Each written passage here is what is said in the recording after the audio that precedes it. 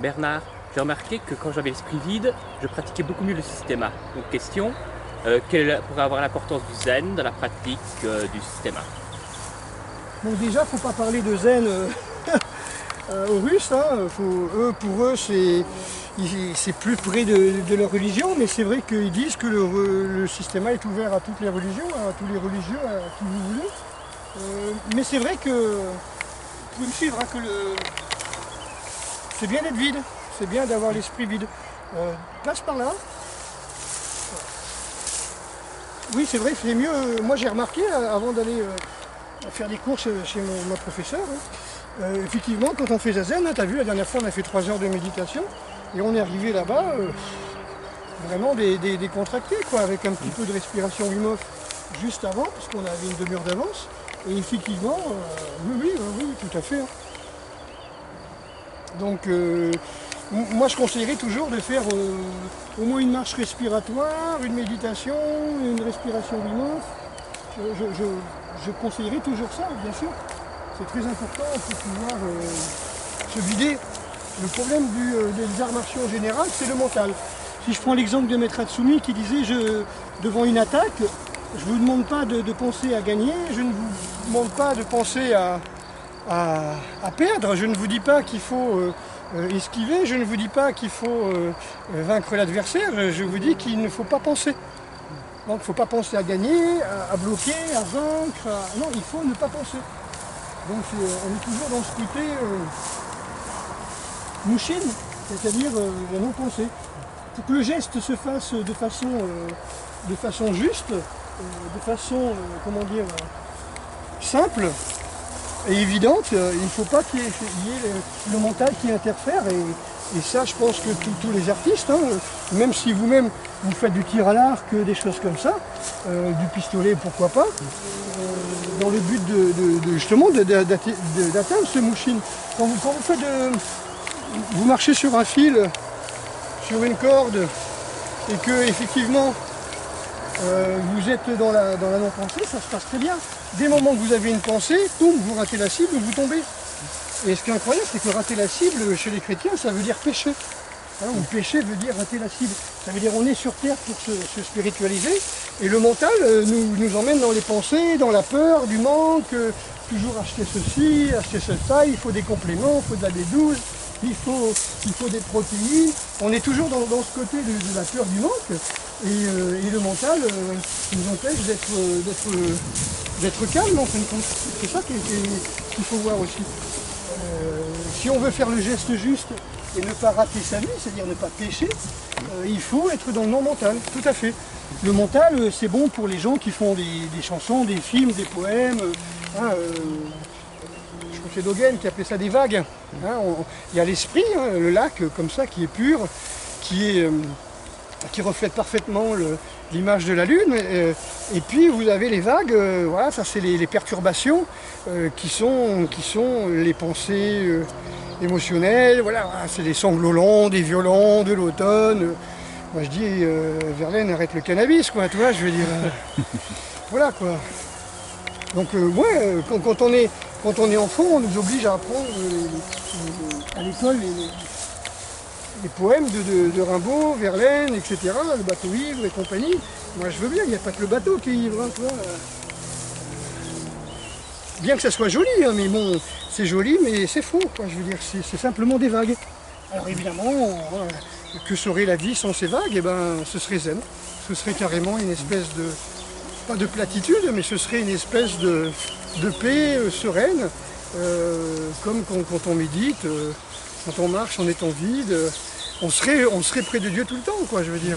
On va pas forcément faire comme Sainte Thérèse de Lisieux, c'est-à-dire mettre des cailloux dans ses chaussures, avoir des sous-vêtements tressés en corde pour souffrir et arrêter de penser, mais plutôt être, hein, et être plus près de Dieu par la souffrance, par la douleur, hein, ce sont les ascèses, hein, pourquoi pas. Mais bon, c'est pas la voie ordinaire, hein, on n'est pas obligé de faire ça. Maintenant, personne n'empêche qui que ce soit de jeûner, de prendre des douches froides. Au début, évidemment, c'est une ascèse. Au bout de 15 jours, c'est de la rigolade, quoi. Et puis, je vous dis, C'était tellement de la rigolade qu'à un moment, moi je mettais un seau d'eau dans le frigo, je mettais des glaçons, je me le mettais sur la tête le matin parce que l'eau froide ne faisait plus rien. L'eau froide, c'est l'eau. Voilà, c'est l'eau, dans la nature, elle est froide. Alors, à moins de trouver des geysers, je ne sais plus où, d'eau chaude, ou des bains chauds au Japon. Là. Je baignais avec les macaques qui viennent se baigner dans l'eau chaude. C'est intéressant, hein. Les Japonais qui se baignent. Il doit y avoir peut-être un bassin pour les macaques, un bassin pour les Japonais et pour les touristes. Voilà, quoi. Oui, donc effectivement, c'est intéressant de voir tout ça, c'est intéressant de voir, de comprendre, et que effectivement, quand on est l'esprit vide, les techniques de Systema passent mieux, mais les techniques d'aïkido, les techniques du Bujinkan, du judo devraient passer mieux. Toutes ces techniques dans lesquelles tu risques ta vie quoi, sur un champ de bataille, quoi. La personne t'attaque au sabre, il faut esquiver. Tu n'as pas la place pour la pensée. La place pour la pensée, ça va être la place pour une sorte de jugement, de projection dans l'avenir. La peur d'une projection négative. Qu'est-ce qui va se passer au lieu de laisser le corps faire tranquillement? Le corps, il a envie de sauver sa vie, quoi. Donc oui, je pense que moi je conseillerais de faire zazen, hein, évidemment. Pas forcément dans un but religieux ou quoi que ce soit, mais de faire zazen dans le but simplement de vider sa tête. Hein. D'autres questions? Oui, j'ai remarqué aussi, toujours dans la continuité sur les états d'âme, la pensée, que c'était beaucoup plus facile aussi de réussir à simplement bouger, à être efficace au système, quand on était presque plein de tendresse, qu'on n'était pas dans l'envie de détruire l'autre. Tu pourrais développer... On est dans la bienveillance.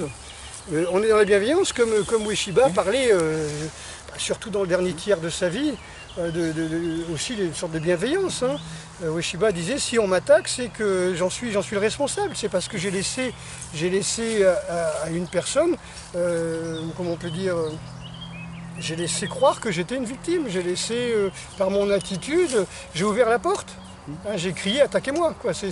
Pourquoi? Parce que je laisse ma portière ouverte de ma voiture avec la fenêtre ouverte, les clés dessus, et puis je m'en vais faire les courses, ou les femmes qui laissent leur sac à main sur leur caddie, et puis qui vont à trois rayons plus loin. Voilà, des trucs, des attitudes complètement de manque de vigilance, hein, on appellerait ça de négligence. Tu vois, hein. Donc il y a un proverbe dans le zen, ou dans le bouddhisme en tout cas, je crois que c'est dans les fleurs de Bouddha, qui dit que le vigilant est immortel, le négligent est déjà mort. Tu vois, donc, comme je disais, pourquoi s'inquiéter? Comme on dit, si tu peux changer la chose, pourquoi t'inquiéter? Si tu ne peux pas changer la chose, pourquoi t'inquiéter?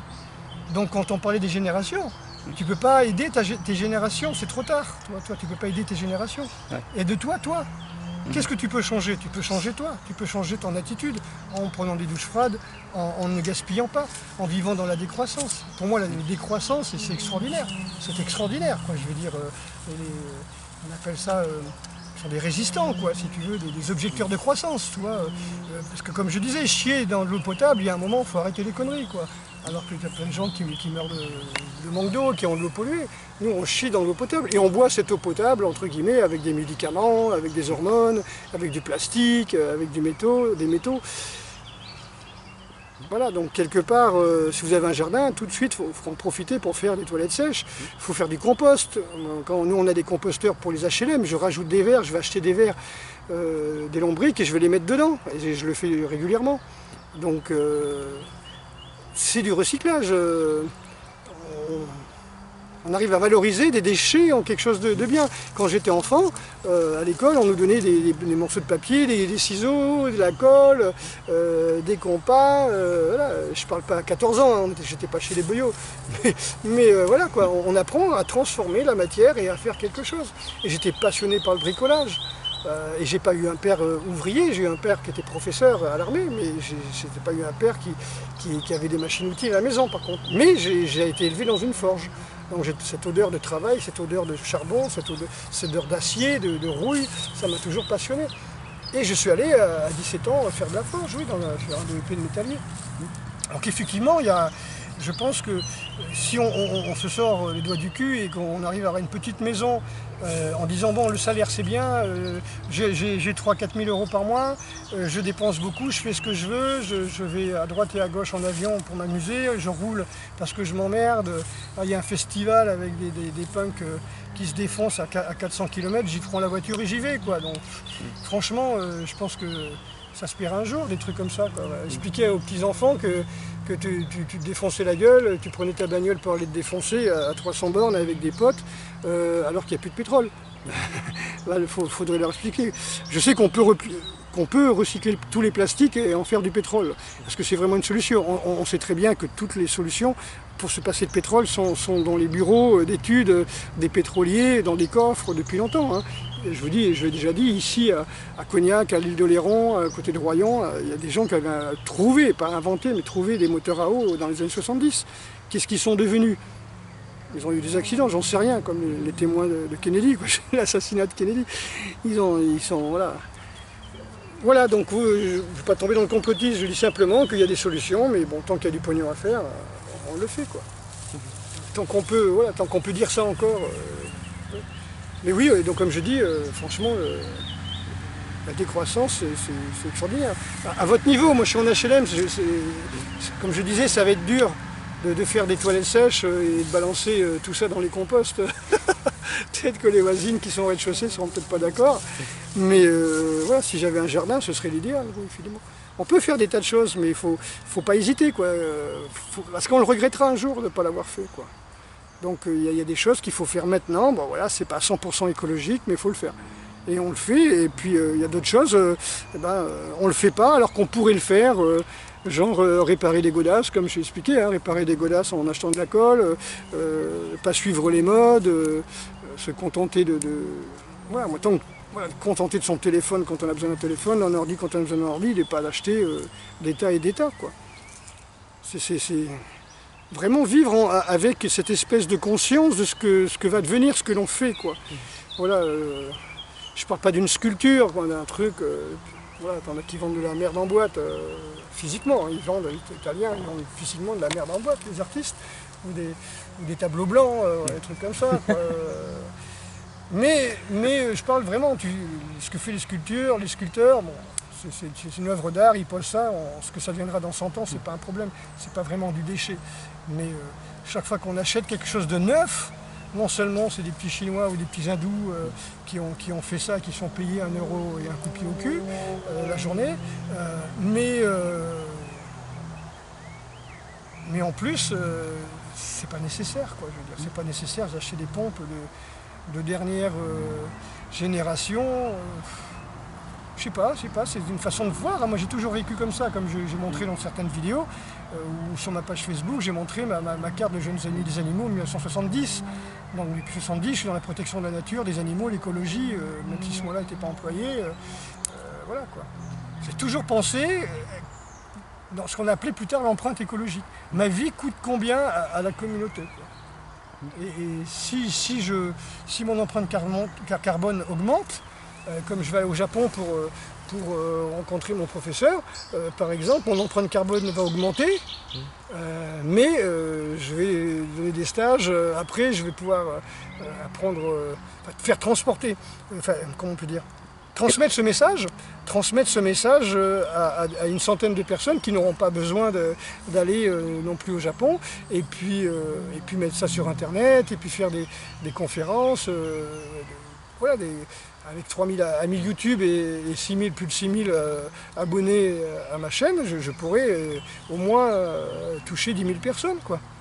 Et je pense que c'est bien, parce que ça évite à ces 10 000 personnes d'aller faire le voyage et de regarder les films que je fais, etc. Tout en les poussant à bouger aussi, à ne pas rester en tant que spectateur. Jean-Marc ? Alors la question c'est aussi par rapport aux arts martiaux et la nature. Beaucoup s'entraînent toujours dans des salles justement avec des tatamis en plastique, air conditionné ou climatisés. Coupé du monde, oui. Or que on sent bien qu'un entraînement dehors, même moi je me souviens de mon prof de kung-fu de l'époque qui nous disait la boue, la pluie c'est bon pour nous, et hop on allait dehors, pompe sur le gravier. Et c'est vrai que les entraînements ont une saveur plus grande dehors. Enfin voilà, c'est un peu la question, les entraînements à l'extérieur. Non. C'est une évidence, je veux dire, les dojos, il n'y a pas longtemps que ça existe, quoi. Je veux dire, faut pas croire ce qu'on voit dans les films, mais bon, les dojos, ça n'existe pas depuis 300 ans, quoi. Après, enfin si, les dojos, les vrais dojos bouddhistes, les dojos, c'est la salle du monastère où tu médites. Voilà, c'est ça un dojo, c'est la salle de la voie, la salle où tu cultives la voie de Bouddha, la salle où tu chasses ton ego et pour redevenir un être humain, quoi, où tu tues l'homme avec son ego pour rester un être humain, un bonhomme, diraient les Cathares, relié au divin. Mais dojo arts martiaux, c'est surtout venu avec, on va dire, les années 30, on va dire, la militarisation et religieux, je sais pas comment on pourrait dire, quand on a remis le zen au goût de la guerre,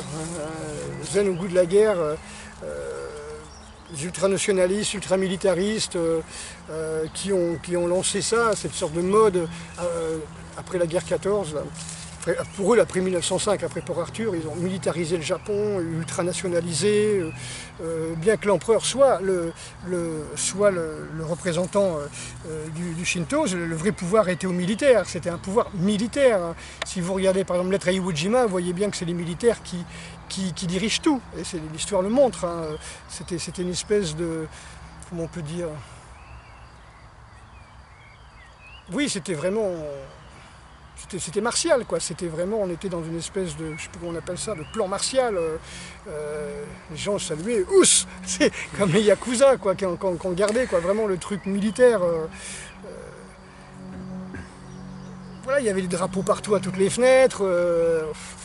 Les enfants étaient en uniforme. Maintenant, moi, je le vois en Russie, quoi. Les gamins, ils font une sorte de service militaire quand ils sont mômes, c'est assez marrant. On les voit en uniforme et tout. Ils n'ont pas du tout ce visage haineux qu'on peut croire. Et pour rebondir à ce que tu dis, est-ce que tu as déjà vu des vidéos de karaté où les gens s'entraînent sous la pluie, de judo où les gens s'entraînent dans la neige, d'aïkido même, où les gens s'entraînent sur le sol, sur un lac.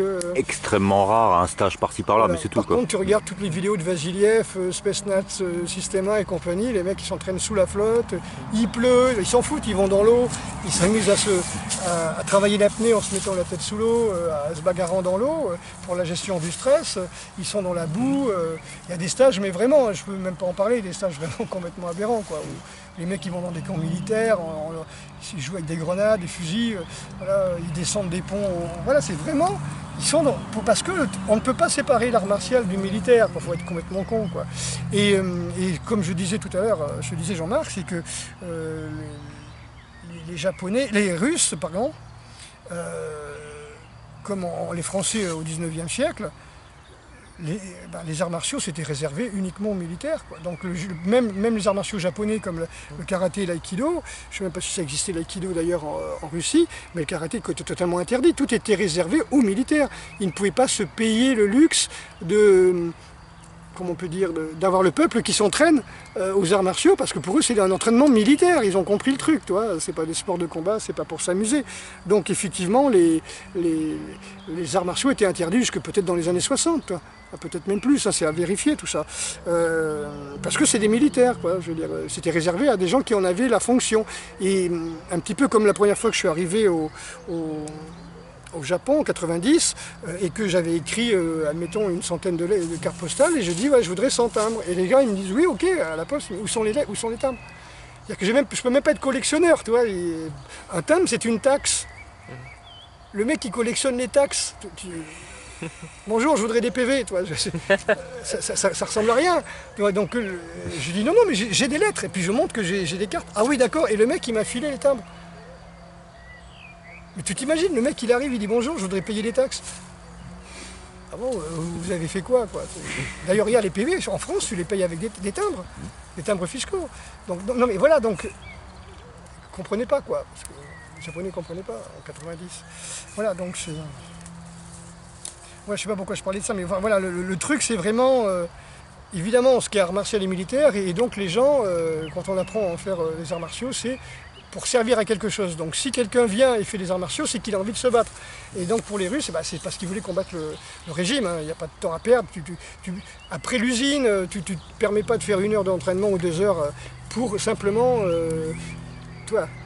pour simplement t'amuser, c'est pas possible, c'est inconcevable. Les militaires faisaient la kettlebell, les militaires faisaient systema, ils faisaient de la boxe peut-être, ils faisaient du sambo, voilà, la lutte, mais c'était pas gratuit, c'était parce qu'ils en avaient besoin, c'était pour servir le pays. Comme beaucoup ont fait du sport, dans mon époque, uniquement quand ils sont arrivés à l'armée. Ceci dit, 60% de la population étaient des paysans, dans les forces spéciales ou les parachutistes que j'étais, évidemment, c'est clair. Je veux dire, il y avait rarement des fils d'instituteurs, tu vois, des gauchos, des trucs comme ça qui étaient là-bas. C'était des mecs qui avaient les 2 pieds bien accrochés à la terre, quoi, qui voulaient défendre leur pays. Les autres, c'était les époques 70, ils fumaient leurs joints dans leur bordel, voilà. Ils passaient faisaient toutes leurs possibilités pour éviter le service militaire. D'autres questions? Oui. Est-ce que tu pourrais vraiment développer la différence qui existe entre la self-défense et les arts martiaux sur l'état d'esprit, les techniques, parce que c'est des situations très différentes comme tu le montres et j'ai l'impression que dans l'esprit de la plupart des gens c'est pas très clair. Pour eux, self-défense c'est égal art martial. La réponse était déjà juste avant. L'art martial c'est pour les militaires, c'est pour les gens dont c'est le métier. Je pense que quelqu'un qui fait... même qui fait la sécurité, peut faire de l'art martial, même s'il n'apprend pas à faire du tir ou du fusil parce qu'il est militaire, quoi. Donc l'art martial, c'est pour les militaires, la self-défense, c'est pour les civils. Maintenant, je pense qu'il y avait quelqu'un qui avait bien expliqué ça. Je cherche son nom, je ne me souviens plus, c'était un japonais, Maeda, je crois, où il enseignait au Brésil 3 niveaux de self-défense en jiu-jitsu. C'est-à-dire il y avait le jiu-jitsu sportif qui a donné le jiu-jitsu brésilien, et il y a eu le jiu-jitsu pour les forces de l'ordre, où là, évidemment, ça déboîtait les épaules et ça rigolait pas. Et puis il y a eu le jiu-jitsu pour les militaires, où c'était, on désarmait le bonhomme et on lui foutait un coup de couteau avec son couteau, quoi. C'était le vrai jiu-jitsu traditionnel martial. Donc ces gens-là qui faisaient du jiu-jitsu traditionnel, même s'ils représentaient Kano, avant ils étaient maîtres de jiu-jitsu, bien avant de rencontrer Kano. Comme Shiro Saigo par exemple. Donc c'est des gens qui connaissaient le Takedaryu, qui connaissaient une des 3000 écoles de Jiu-Jitsu qui existaient au Japon avant de rencontrer Kano et qui faisaient leur propre style de judo et qui soi-disant développaient le judo parce que c'était une histoire de développer le côté mondial, le côté international et le côté éducatif. Oui, mais quand tu voyais les mecs, par exemple, lui il arrivait avec son kimono sur un ring et pour affronter un lutteur ou un boxeur qui lui était en short, il avait compris que son kimono lui servait à rien, donc il enlevait sa veste et puis il faisait du jiu-jitsu et pas du judo. Parce que faire des compétitions, comme beaucoup il y a eu au Brésil, entre le judo et le jiu-jitsu et la capoeira, le judo et la boxe, le judo, le jiu-jitsu et autre chose, les mecs ils se sont dit, attends, le mec il me chope le kimono, l'autre il est torse nu, moi j'ai appris à faire des techniques avec une veste de kimono, le mec il a pas de kimono. Donc comment je fais? Je me mets déjà au même niveau que lui, il peut pas me prendre la veste et puis après je me débrouille, je fais du vrai jiu-jitsu. On est d'accord. Maintenant, la différence, c'est que je pense encore une fois que nous devrions faire des techniques de défense que c'est dans le métier. Apprendre soi-disant à se défendre à des gens, à des civils, moi je veux bien. Pourquoi pas? C'est la grande mode en ce moment, mais c'est du business. C'est beaucoup de business. Après, faire du systéma en comprenant le côté thérapeutique, psychothérapeutique, somato-psychothérapeutique, oui. Mais si on ne comprend pas, on se prend pour un militaire, on sort son jeu vidéo, Game Warrior, je sais pas quoi, là. Hop, on part, on met un kimono ou une veste de treillis, puis on y va, on donne des coups, on crie. Ça n'a aucun sens, quoi. Je sais pas, je veux dire... Moi j'aime bien le sport, j'aime bien la self-défense, j'aime bien l'art martial parce que voilà, c'était ma passion depuis 50 ans, c'est ma passion depuis 50 ans. Mais toujours dans un but de santé, d'écologie, voilà, quoi. Donc si les gens ne comprennent pas le rapport entre l'écologie et l'art martial, c'est tout simplement que l'art martial il est né dehors, il est né dans la rue, enfin dans la rue, dans les bois, dans les montagnes, voilà, dans les rizières au Japon. Il n'est pas né dans un gymnase avec un tatami plastique. Ça. Moi j'ai une question par rapport à ce que le colonel Ryabko a dit déjà il y a plusieurs années et écrit que derrière chaque art martial, il y a une religion ou une spiritualité, même une religion, il dit. Est-ce que vous pourriez développer ça? Parce que c'est vrai qu'on n'a pas été éduqué avec ça, ça a été très séparé en Occident. Bon voilà, c'était même pas vraiment des dojos, donc c'était très, comment dire, pas païen, mais c'était pas spirituel. Non, je ne suis pas d'accord. Je ne suis pas d'accord. Le sport, par exemple, comme la boxe, en 1800 et des poussières, le sport comme la boxe, qui était un sport, évidemment, c'était des nobles qui faisaient combattre les palefreniers pour faire des paris. Ils tendaient une corde en rond, ils appelaient ça un ring, et puis les gens se tapaient dessus. Voilà. Après, ça s'est sportivisé encore plus, avec des règles, pourquoi pas. Là, évidemment, là, on n'est pas dans l'art martial. L'art martial, je veux dire, avant telle bataille, le roi arrivait, il prenait un bain froid dans les fontaines, comme ici, là, vénérant. Ensuite, il passait sa nuit à prier à l'église, comme les scouts le faisaient avant de prendre leur vœu pour être scout. Donc tout ça a été relié à la religion. Les arts de combat étaient liés à la religion, qu'on le veuille ou non. Il suffit de regarder les bannières. Mais il n'y a pas que chez les Russes qu'on voit des bannières du Christ, tout ça pendant les combats, que ce soit les Templiers, tout ça, c'était vraiment lié à la religion. Je ne parle pas des pillards, je parle pas en temps de paix, il y a très peu de paix. Il y avait une guerre tous les 30 ans pratiquement, donc il y avait très peu de paix. Et puis les gens entre deux guerres, ils faisaient des gangs, c'était comme je disais, des chauffards, des routiers, parce qu'ils avaient appris à tuer, et donc voilà, ils faisaient que ça, ils vivaient que comme ça, dans l'attente d'une autre guerre pour avoir leur solde, parce que c'était des mercenaires. Donc, que dire de plus? Je pense que l'art martial a toujours été relié aux religions. Et là où ça va pas, c'est quand on met justement, parce que religion dans le bon côté, je parle, hein, spiritualité, après quand c'est des religions dans le sens colonisation, où on apprend aux gens à faire des combats et à faire du tir pour aller coloniser des terrains de manière illégale, moi je suis pas d'accord. Surtout quand il y a le drapeau derrière, voilà quoi, tout le monde voit de quoi je parle, voilà. Maintenant, oui, bien sûr, hein, j'ai déjà expliqué, par exemple, le penchak est lié à l'islam, le Krav Maga, le sport de combat, là, est lié à l'Israël, aux sionistes, et le systéma au bouddhisme orthodoxe, les arts martiaux, plus ou moins au zen, au shinto, au taoïsme, le kung-fu au taoïsme, par exemple, voire confucianisme. Maintenant, il est clair, hein, j'en reviens à ce que j'ai dit tout à l'heure, il y a eu l'origine des arts martiaux qui étaient liés à des religions, et puis après il y a ces religions, enfin les gouvernements qui vont jouer sur la fibre religieuse pour faire des soldats kamikazes ou des soldats complètement fous qui vont balancer des bombes ou tirer sur des civils ou des gosses, quoi. Et c'est là que la manipulation des gouvernements qui ne sont pas du tout religieux utilisent la religion pour flinguer. Que ça soit, comment on appelle ça, le Mossad ou le Hezbollah ou Likoud, je n'en sais rien, je ne suis pas spécialiste d'histoire, mais ça a toujours existé. Et ça existera toujours. Maintenant, voilà, tout dépend du professeur. Moi, je dis aux gens, pratiquez la méditation. Je ne dis pas rasez-vous le crâne et devenez Boan ou Bodhisattva. Je dis simplement, pratiquez la paix, quoi. Si la paix, c'est une douche froide, un bain froid, la méditation, la prière, pratiquez, quoi. Voilà. Ouais, une dernière, par exemple, sur le yoga. Tu as tendance à dire que le systéma, c'est un yoga à mouvement. Alors je t'interroge, est-ce que tu as déjà pratiqué le yoga? Est-ce que ça t'a apporté du bien? Et qu'est-ce que ça pourrait apporter à un pratiqueur de systéma de pratiquer le yoga? Moi j'ai une voisine qui m'a appris à respirer quand j'avais 10 ans, qui était la fille de la plus grande prof de yoga de la région, j'en ai parlé plusieurs fois. Donc effectivement, on voit tout ça, quoi. Et comment dire, ça t'apprend à te détendre, ça t'apprend à respirer.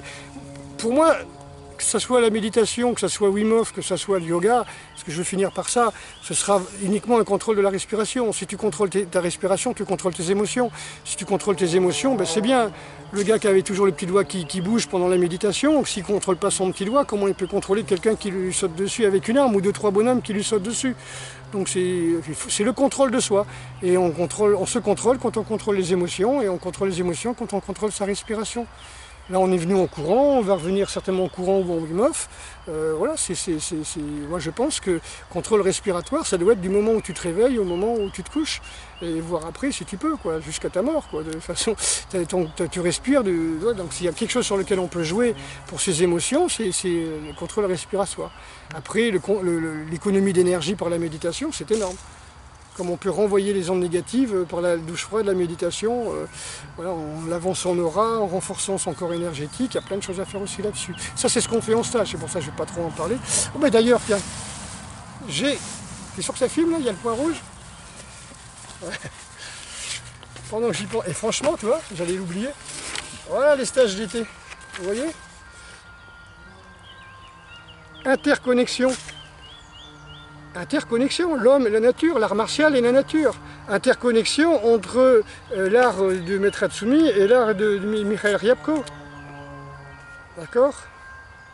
Donc cet été, je fais des stages avec les deux grands maîtres, et je reviens et je fais mes séminaires. Alors, vous voyez les dates, hein, je vais vous donner peut-être les dates si vous ne les voyez pas. Alors là, à travers, je vois du 23 au 27 juillet, du 5 au 9 août, du 12 au 16 août, du 19 au 23 août. Il n'y a qu'une personne ou deux qui m'ont demandé est-ce qu'on va aller en nature, faire les jeûnes, etc. Moi je dis on peut. On peut, si tout le monde est d'accord, en plein mois d'août, se faire un petit stage dans la nature. Pour le moment, je vous dis, si vous faites des stages comme on fait, tous nos stages sont faits en nature, hein, dans les bois. Donc si on fait le stage d'après-midi pendant 5-6 heures dans les bois, rien ne vous empêche de jeûner, de jeûner et de ne pas boire, de faire des cures de jus, de faire de la détox. Moi je m'en fous, je ne dors pas avec vous, donc vous pouvez puer de la gueule, transpirer, faire ce que vous voulez. C'est pas mon truc, avoir la diarrhée. Voilà. Ce que je veux dire simplement, c'est que venez comme vous voulez, pour pas casser un slogan connu d'un vendeur de caca, mais voilà, vous venez avec votre esprit. Si vous avez décidé de faire votre jeûne, faites votre jeûne. Vous avez décidé d'arrêter de fumer, en 5 jours vous pouvez largement arrêter de fumer. Vous buvez de l'eau, vous jeûnez, vous faites des respirations, vous faites le travail du ki. Jean-Marc a arrêté de fumer, toi t'as arrêté les joints, donc, enfin, du moins j'espère. Voilà, donc voilà, c'est quand même du renforcement de l'aura, du renforcement de tout. C'est dingue, hein. Il y a plein de gens qui m'écrivent, j'ai arrêté la cocaïne, j'ai arrêté le cannabis, voilà, j'ai perdu 30 kilos, j'ai plein de gens. Toi, là, pour une personne qui n'est pas contente de mes vidéos, j'ai toujours 10 fois plus de personnes qui sont contentes, et puis tout le monde ne témoigne pas, mais je reçois beaucoup de témoignages où les gens me disent ça a changé ma vie dans le bon sens. Dans le bon sens. Et puis plus, voilà, j'en dirai plus même durant les stages, mais voilà, il y a plein de clés pour pouvoir faire ça. J'ai même fait un petit PDF là, que j'ai pour expliquer tout ça. Voilà, donc on a vraiment un contrôle, qu'on le veuille ou non, on a quand même un sacré contrôle, comme je dis déjà dans ce que l'on fait, dans ce que l'on ne fait pas, parce que ce que l'on mange et ce que l'on fait va déterminer ce que l'on pense, hein, et voilà. L'important c'est que vous couchiez sans avoir des images de cauchemar et que vous vous réveillez sans voir des monstres, c'est-à-dire avoir la pensée claire et pure et pas vivre comme un fou en disant vite, il faut foutre les Arabes dehors, ils vont tous nous attaquer, nous égorger, ils vont éventrer les femmes et mettre les fœtus sur les baïonnettes ou sur des sabres, comme je vois dans certaines émissions. Les gens ils sont parano. Je veux dire, mais ça c'est de la manipulation et les gens réussissent à manipuler les gens. Ils ont peur. Maintenant, si vous n'êtes pas content, j'y peux rien.